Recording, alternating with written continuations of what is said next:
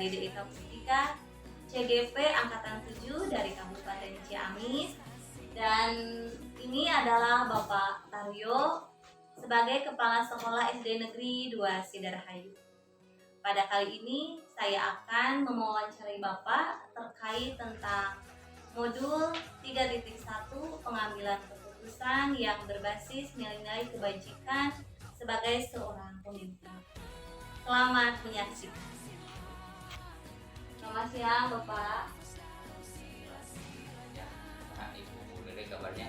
Alhamdulillah, dari mana kabar Bapak juga Pak? Alhamdulillah sampai dengan saat ini masih dalam keadaan sehat dan Keluarga baik Pak? alhamdulillah. Sebelumnya saya mau menyampaikan terima kasih dulu kepada Bapak.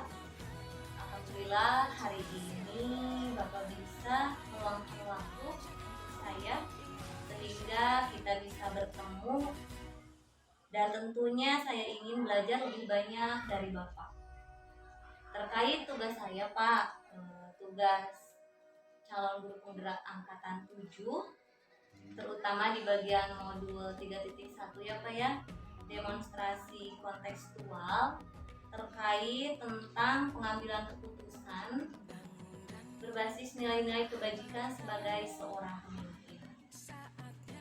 Nah, khususnya Bapak nih Pak, Bapak sudah menjadi kepala sekolah dengan kurun waktu yang sudah lama ya Pak ya. Nah, tentunya Bapak memiliki pengalaman yang real, yang sangat luar biasa. Nah, selama ini apakah Bapak pernah dihadapkan pada dua hal yang mungkin sama-sama baik Pak? Kedua-duanya baik, akan tetapi saling bertentangan. Apakah Bapak pernah mengalami hal yang demikian? Selama menjadi kepala sekolah sudah barang tentu kita semua menyadari bahwa lingkungan sekolah terdiri dari beberapa orang guru yang sudah barang tentu konsep awal sampai dengan akhirnya itu jelas berbeda. Dari sekian lama, memang bukan hanya sering, tapi suatu ketika pernah kita semua pernah menjumpai hal-hal yang berkaitan dengan masalah yang muncul seperti itu, antara konsep kebaikan dengan kebaikan tapi saling bertentangan. Iya Pak. Kalau kebaikan dengan keburukan atau kejelekan itu sudah pasti semua orang juga sudah terbiasa. Iya. Ya, sudah terbiasa. Tapi ketika kebaikan dengan kebaikan, di sini mungkin perlu kita berpikir bijaksana. Yang pertama, karena konsep kebaikan dengan kebaikan tapi bertentangan, itu merupakan sebuah dilema ya, sebuah dilema dan keputusan yang sangat sulit bagi seorang kepala sekolah yang sudah barang tentu itu memerlukan pemikiran yang lebih dalam, yang lebih luas, sehingga memerlukan langkah-langkah yang konkret yang perlu dilakukan untuk memutuskan sehingga keputusan yang kita ambil itu tidak memihak ke pihak yang pertama ataupun tidak memihak ke pihak yang kedua. Artinya keputusan yang akan kita ambil adalah bersifat objektif. Yang sudah pasti apa ya, karena banyak guru sekolah pasti pernah terjadi antara benar dan benar, dan itu pasti membuat Bapak harus berpikir lebih lagi untuk memikirkan keputusan mana yang benar-benar tidak menyakiti ke sebelah pihak, pasti ya Pak ya. Nah, kemudian bagaimana Bapak dapat mengidentifikasi kasus-kasus yang merupakan dilema etika atau bujukan moral? Dalam hal ini ya, yang pertama kan diawali dengan pengenalan. Kita melakukan pengenalan terhadap permasalahan yang muncul dari dilema etika maupun bujukan moral.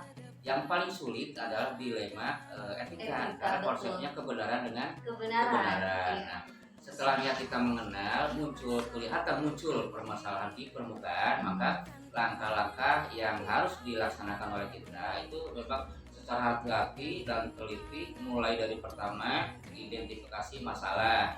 Masalah yang muncul ini masalah apa ya? Walaupun dari kebenarannya sama, masalahnya masalah apa, identifikasi masalah. Kemudian siapa ya? Siapa yang merupakan munculnya menjadi titik api munculnya permasalahan dari dari dilema etika ini gitu kan. Setelahnya identifikasi masalah, maka langkah selanjutnya mungkin kita duduk bersama ya, kemudian dicari solusi bagaimana baiknya, kemudian melakukan konsolidasi, sosialisasi, pemahaman dan lain sebagainya, sehingga konsep yang diterapkan itu dapat merangkul semuanya, bukan hanya memihak satu secara personil orang per orang, tetapi dapat merangkul. Itu karena konsep kepemimpinan itu di samping mempunyai konsep kewirausahaan, manajerial dan lain sebagainya, juga di satu sisi harus bisa mengeluarkan konsep kebijakan yang merangkum bagi semuanya, bukan hanya orang-orang per orang. Jadi konsep objektivitas sangat diutamakan di sana. Jadi memang namanya juga dilema etika pasti ada saja gitu ya Pak ya, yang membuat kita bingung. Kemudian bagaimana Bapak dapat menjalankan pengambilan keputusan di sekolah Pak, terutama untuk kasus-kasus di mana ada dua kepentingan yang sama-sama benar atau sama-sama mengandung nilai kebajikan. Ya, yang harus kita laksanakan dalam pengambilan keputusan dari awal juga tadi sudah disampaikan bahwa keputusan yang sangat sulit ya, keputusan yang sangat sulit ketika kita berhadapan dengan masalah seperti ini. Namun karena kita sebagai makhluk sosial sudah barang tentu bahwa masalah ini pasti akan muncul. Nah, kita bagaimana sikap kita dalam rangka sebagai kepala sekolah menyikapi permasalahan tersebut.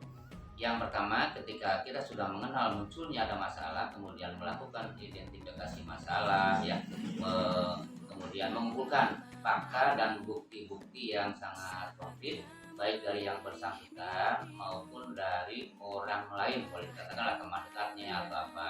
Kemudian nanti kita berbicara secara face to face ya dengan orang-orang tersebut. Kemudian yang langkah selanjutnya sebagai kepala sekolah juga seperti biasanya berhubungan dengan para stakeholder, dengan para pemangku jabatan, membicarakan, berdiskusi untuk menentukan langkah-langkah selanjutnya dalam konsep pengambilan keputusan. Itu mungkin yang dilakukan oleh kepala sekolah ketika muncul hal-hal seperti itu. Kemudian untuk menentukan keputusan nih Pak, langkah-langkah atau prosedur seperti apa yang biasa Bapak lakukan selama ini? Prosedur yang dilakukan memang banyak sekali pertimbangan ya, walaupun secara legalitas, secara legitimasi tidak ada SOP yang secara khusus yang sebagai langkah-langkah di dalam penyelesaian masalah seperti ini. Namun ketika kita merujuk kepada penyelesaian masalah, maka ada tahapannya ya, ada tahapan yang harus kita laksanakan, sehingga bagaimana kemudian juga harus banyak pertimbangan. Ketika keputusan ini sudah dilaksanakan, ketika keputusan ini sudah terjadi, dampaknya itu bagaimana untuk si A dan si B ataupun pemangku jabatan yang lainnya, sampai dengan dapat merangkul secara keseluruhan yang berkonflik, karena kita semua tahu bahwa semuanya itu benar berdasarkan karena konsep perang ini versusnya itu adalah kebenaran melawan kebenaran. Walaupun konsepnya ada benturan di antara nilai-nilai kebenaran tersebut. Langkah baiknya ketika mungkin duduk bersama, kemudian dapat diterima oleh semua pihak ya, juga tidak lepas dari hal-hal seperti itu, mulai dari identifikasi masalah, mencari bukti-bukti yang real dan akurat, kemudian kita duduk bersama cari solusi yang terbaik, kemudian dampaknya di akhir bagaimana ya. sebagai bentuk evaluasi dan tindak lanjut ya. Jadi langkah-langkahnya yang pertama itu identifikasi apa ya. Oh, Kemudian yang keduanya mengumpulkan bukan bukti-bukti. yang relevan. Kemudian mengevaluasi Evaluasi. dan dampaknya akan seperti apa. Iya. Nah, hal-hal apa saja Pak yang selama ini Bapak anggap efektif dalam mengambil keputusan pada kasus-kasus dilema etika tersebut Pak? Hal yang paling efektif adalah yang pertama mungkin kita melakukan kegiatan sosialisasi ya dalam bentuk kegiatan preventif, artinya sebelum terjadi benturan di antara rekan-rekan kita di lapangan. Walaupun tadi sudah dikatakan benturannya itu sangat bagus dengan dalam arti kebenaran melawan kebenaran, namun tetap saja lawan ada benar. benar lawan benar ya. Kalau benar lawan salah mungkin sangat mudah sekali kita menentukan ya, untuk menentukan dan moral ya Pak ya seperti itu, karena konsepnya adalah yang kita ketahui bersama bahwa kita memaklumi ya kompetensi seorang guru, seorang pendidik bukan hanya tertumpu pada kompetensi pedagogik dan profesional, tapi kan ada juga dua kompetensi lain, yaitu kompetensi sosial dan kompetensi pribadi. Ini yang berkaitan langsung dengan etika maupun moral. Hanya efektif itu seperti itu. Kemudian yang kedua, apa yang disampaikan memang tadi tidak ada secara khusus dalam pelaksanaan tahapan penyelesaian masalah, tapi akan lebih baiknya apabila kita duduk bersama, kita cari solusi yang terbaik sehingga tidak akan muncul lagi benturan di masa yang akan datang. Kemudian hal apa saja yang selama ini merupakan tantangan Pak ini dalam pengambilan keputusan pada kasus-kasus ini?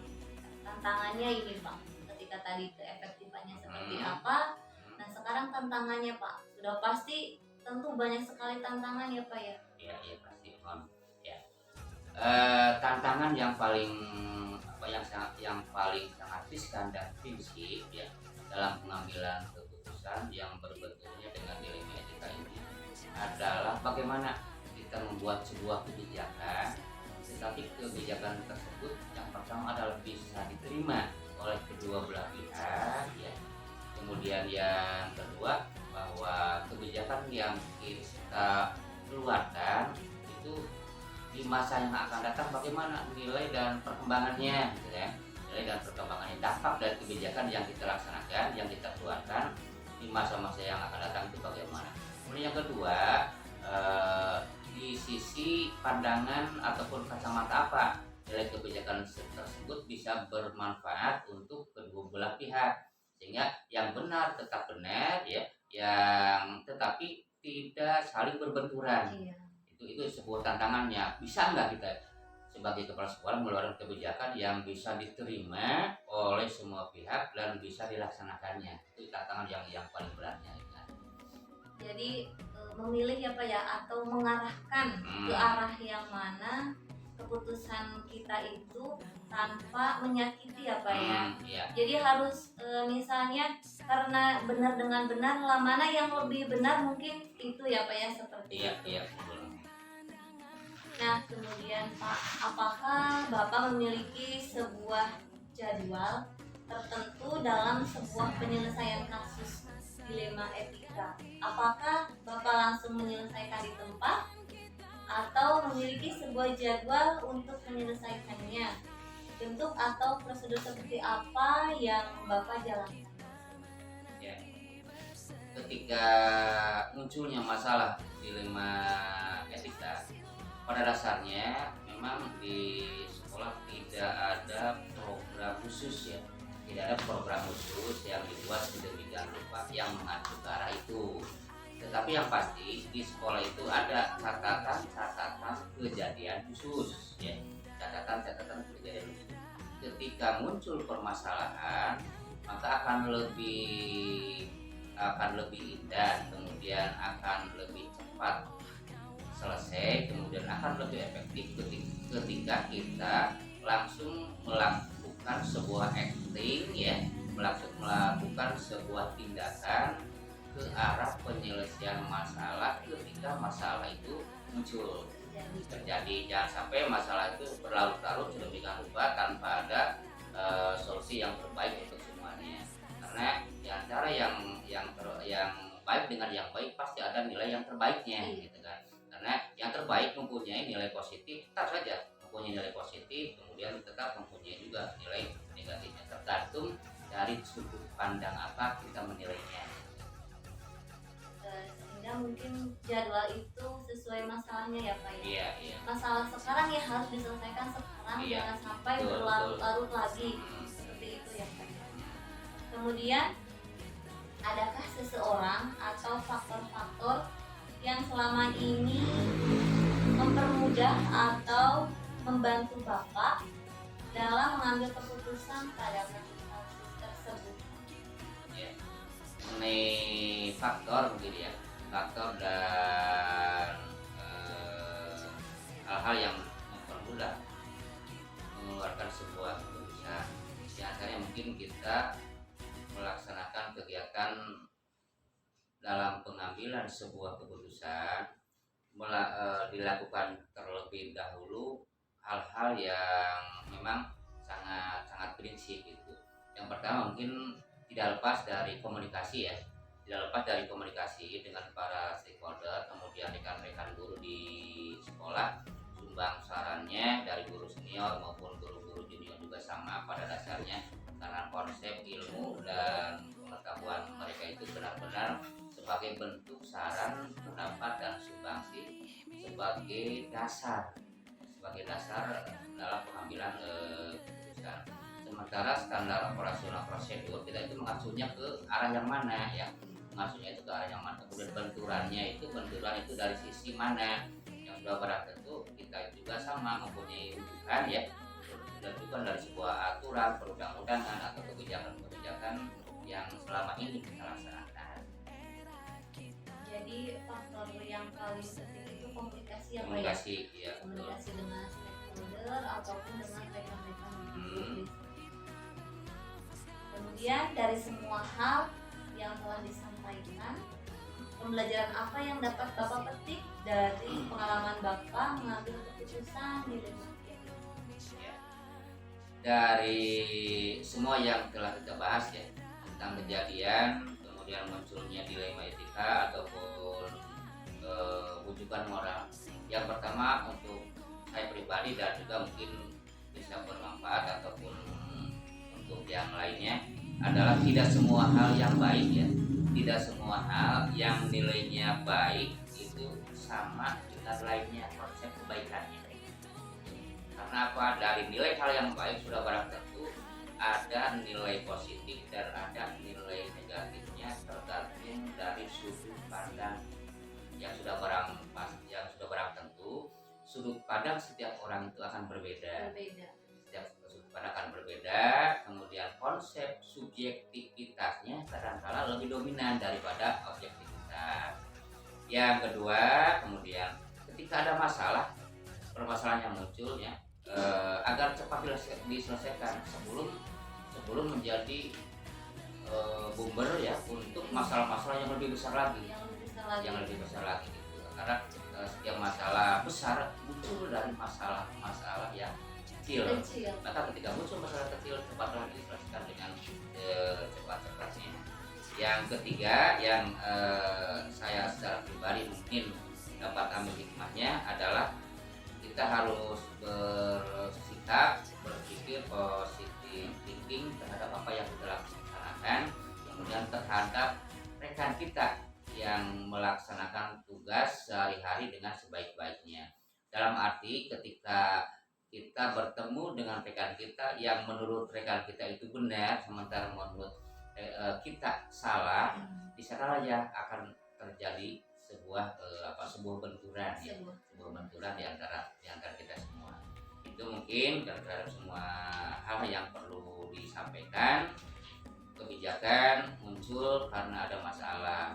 Kebijakan dan keputusan dilaksanakan untuk dapat dilaksanakan sesuai dengan konsep pertanggungjawaban untuk berlaku untuk semuanya. luar biasa sekali Bapak. Saya sudah belajar banyak dari Bapak. Walaupun saya belum menjadi seorang pemimpin ya Pak ya, dan saya juga sampai saat ini belum berkeinginan atau belum ingin atau belum berminat menjadi seorang pemimpin. Namun saya sudah bisa merasakan bagaimana dilema-dilema yang terjadi.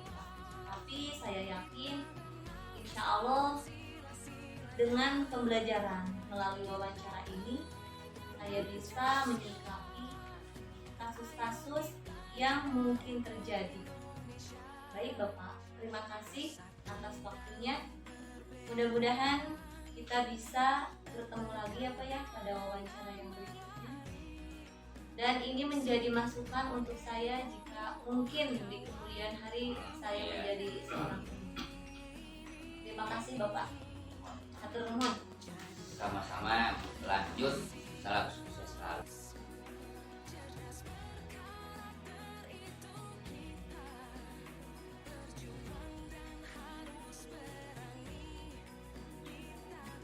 Assalamualaikum warahmatullahi wabarakatuh. Perkenalkan, saya Dede Eka Pustika, CGP Angkatan 7 dari Kabupaten Ciamis. Dan ini Bapak Tahyo sebagai Kepala Sekolah SD Negeri 2 Purwajaya yang akan saya wawancarai terkait dalam modul 3.1 pengambilan keputusan berbasis nilai-nilai kebajikan sebagai seorang pemimpin. Selamat menyaksikan. Selamat siang Bapak. Ya, Kabarnya baik Pak? alhamdulillah Keluarga di rumah? keluarga alhamdulillah sehat saat ini. Guru-guru? Guru-guru alhamdulillah fit semuanya. Sebelumnya saya mau mengucapkan terima kasih. Alhamdulillah hari ini Bapak bisa meluangkan waktu sehingga kita bisa bertemu ya Pak ya. Ya, Dan tentunya saya ingin belajar lebih banyak dari Bapak terkait tugas saya sebagai calon guru penggerak angkatan 7 ya Pak ya. ya. Terutama pada bagian modul 3.1 ini terkait pengambilan keputusan yang berbasis nilai-nilai kebajikan sebagai seorang pemimpin. Khususnya Bapak nih ya Pak ya, menjadi kepala sekolah dalam waktu yang sudah cukup lama, tentu Bapak memiliki pengalaman yang sangat luar biasa Pak ya. Nah selama ini apakah Bapak pernah dihadapkan pada dua hal yang sama-sama benar Pak, sama-sama baik, namun bertentangan menurut Bapak? Apakah Bapak pernah mengalaminya? Tentu saja mengalami hal yang seperti itu, tapi dengan cara yang bisa supaya hal tersebut bisa diselesaikan dengan baik, yaitu dengan cara satu diantaranya dengan cara diberikan pengertian agar mereka yang sama-sama memang dua-duanya bagus, cuman ada salah satu yang menurut dia itu betul, Iya. tapi menurut yang ini kurang keliru lah itu. Yang bagus caranya seperti ini supaya benar, agar hal tersebut bisa bagus, jadi sama-sama benar sejalan, itu dengan cara yang menurut saya itu adalah dengan cara baik tapi secara umum. Nah, itu yang benar. Begitu kira-kira untuk jawaban itu. Jadi mungkin Ya. pasti ya Pak ya. Ini seperti itu. Di sini dengan rekan-rekan guru pasti pernah mengalami yang namanya dua hal yang sama-sama baik ya Pak ya, namun bertentangan. Nah seperti itu mungkin ya Bapak arahkan untuk mana yang lebih baiknya ya Pak ya. Seperti Ya, itu. ya. Kemudian bagaimana Bapak dapat mengidentifikasi kasus-kasus yang merupakan dilema etika atau bujukan moral? Hal itu ya, untuk yang pertama mungkin bisa saja dengan kita itu kebenaran Lawan kebenaran. ya. Kemudian artinya dua kepentingan yang harus sama baik seperti Iya. itu. Kemudian ada bujukan moral, hanya dengan kebenaran lawan kebenaran.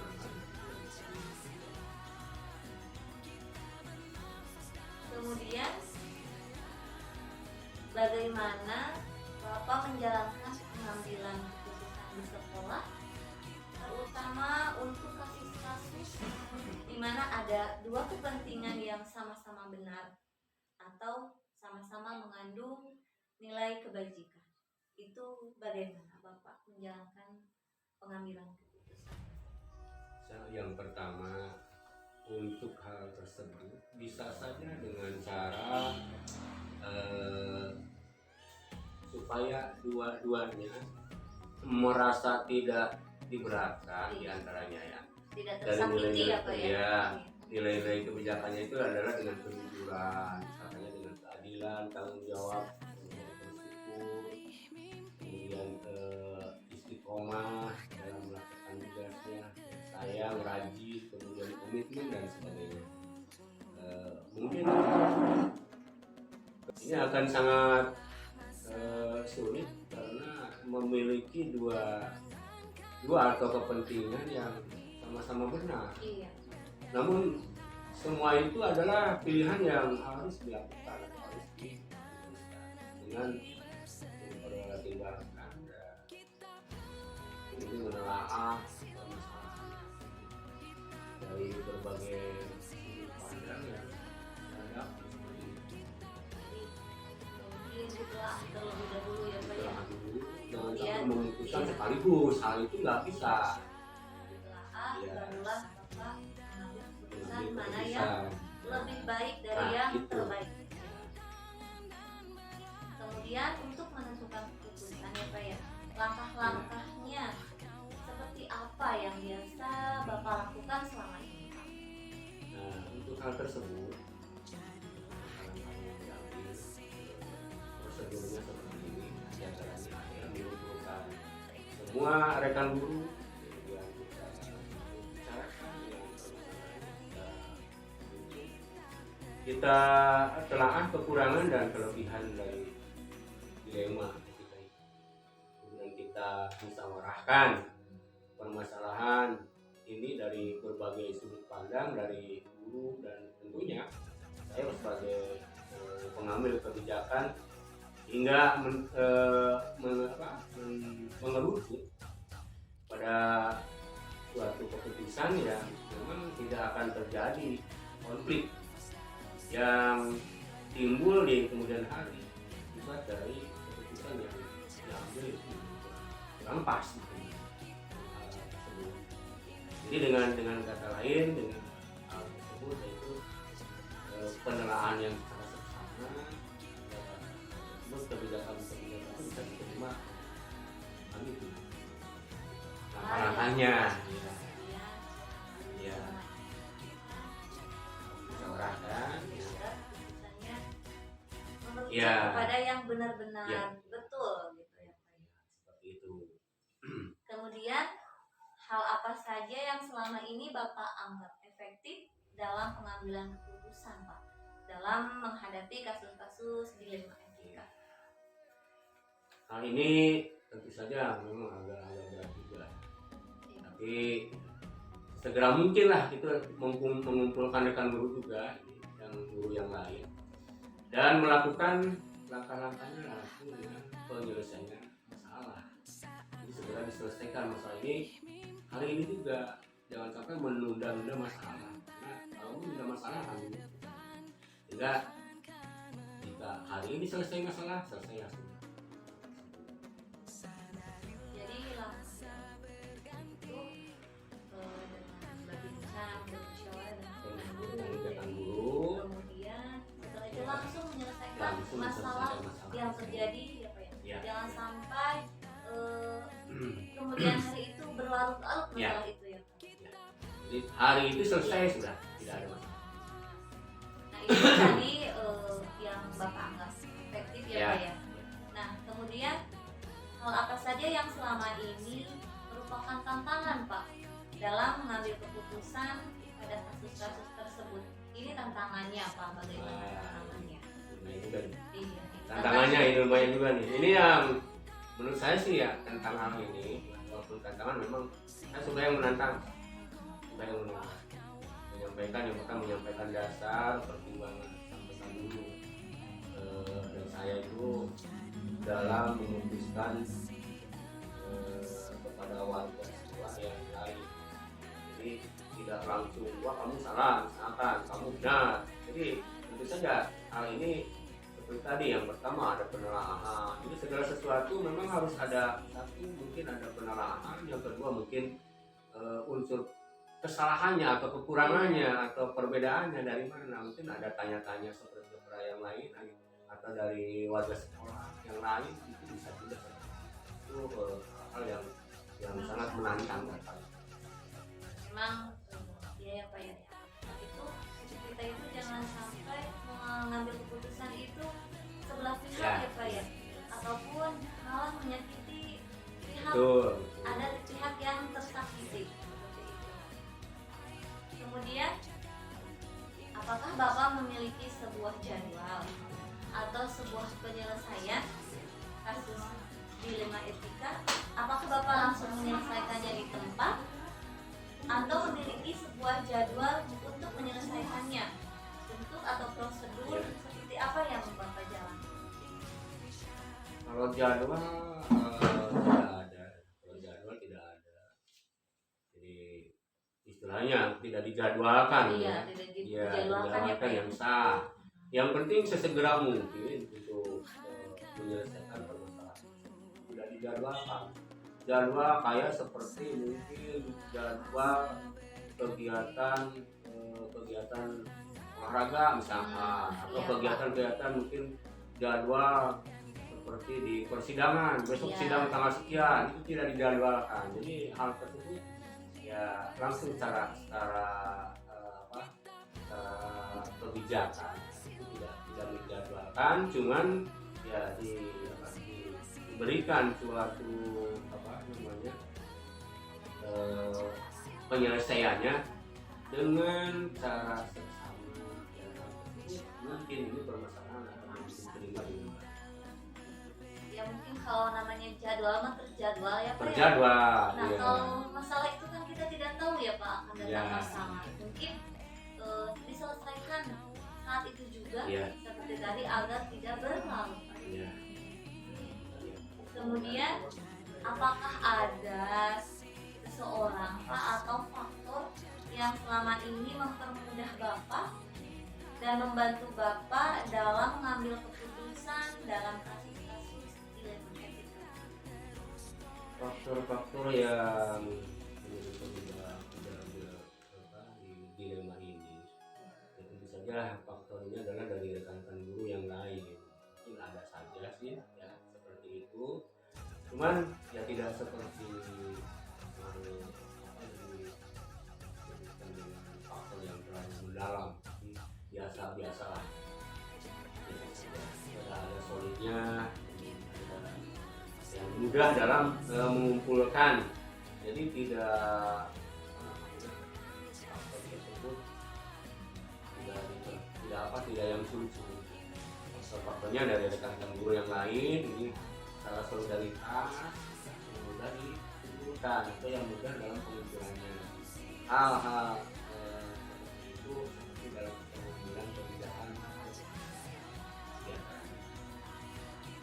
Ini yang terakhir nih.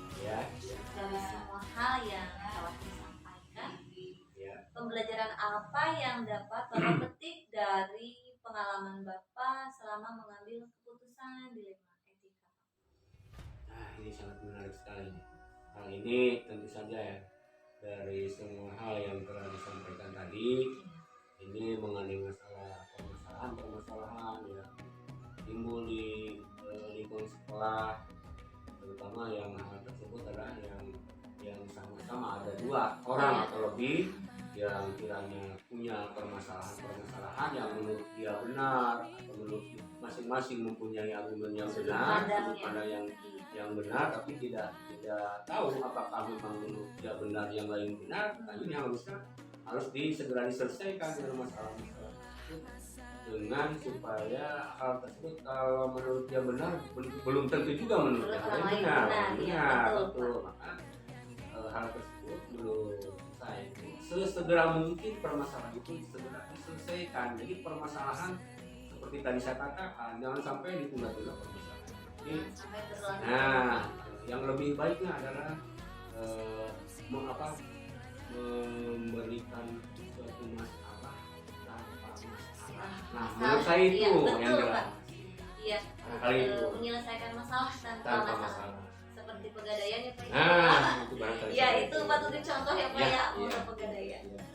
Wah luar biasa sekali Bapak. Terima kasih. Saya sudah belajar banyak dari Bapak. Walaupun saya belum menjadi seorang pemimpin ya Pak ya, dan sampai saat ini saya pun belum berminat menjadi pemimpin Pak, karena menurut saya sangat berat Pak. Oh ya harus. Tapi mungkin nanti ke depannya Ya. insya Allah dengan telah belajar dengan Bapak, saya bisa menyelesaikan masalah-masalah seperti dilema etika ataupun rujukan moral yang tadi telah kita sampaikan. Terima kasih sekali Bapak atas waktunya. Mudah-mudahan di lain waktu kita bisa berbincang-bincang lagi ya, Pak. Amin. Mudah-mudahan bisa menjadi masukan dan saran untuk saya juga, agar saya lebih baik ke depannya, dan untuk bekal juga kepada saya jika nanti saya sudah berminat menjadi ya. seorang pemimpin. Terima kasih sekali Bapak. Sama-sama. Assalamualaikum warahmatullahi wabarakatuh.